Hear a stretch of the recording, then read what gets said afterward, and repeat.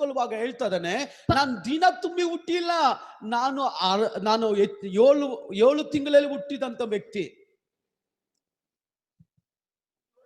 నేను 7 నెలల పుట్టిన వ్యక్తి. నేను ದಿನ ತುಂಬಿ ನಾನು ಬಂದವನಲ್ಲ. నెలలో పుట్టిన ನಾನು వచ్చినోడు కాదు. ಹುಟ್ಟುವಾಗಲೇ ನಾನು ಹೆಂಗಂಗೋ ಹುಟ್ಟು ಬಿಟ್ಟೆ. నేను పుట్టేటప్పుడు ఎలాగో నేను పుట్టి వచ్చాను. ನಾನು ದಿನ ತುಂಬಿದವನಾಗಿ ಹುಟ್ಟಿಲ್ಲ, నేను నెలలు నింపనంగా వచ్చేవాడు ನಾನು కాదు. ಅಲ್ಪನಾಗಿ ಹುಟ್ಟಿದ್ದೇನೆ. నేను అల్పుడుగా పుట్టాను. ಕೆಳಗಡೆ ವಾಕ್ಯ ಹೇಳ್ತದೆ, కింద వాక్యం చెప్తుంది, ನಾನು ಕನಿಷ್ಠನು, నేను కనిష్ఠుడు, ನಾನು ದೇವರ ಸಭೆಯನ್ನು ಹಿಂಸೆ నేను ಪಡಿಸುವವನು, దేవుని సంఘంలో ಅಪೊಸ್ತಲರೆನಿಸಿಕೊಳ್ಳಕ್ಕೆ ಯೋಗ್ಯತೆ ನನ್ನಲ್ಲಿ ಇಲ್ಲ. అపొస్తలులను అనిపించుకోవడానికి నాకు యోగ్యత లేదు.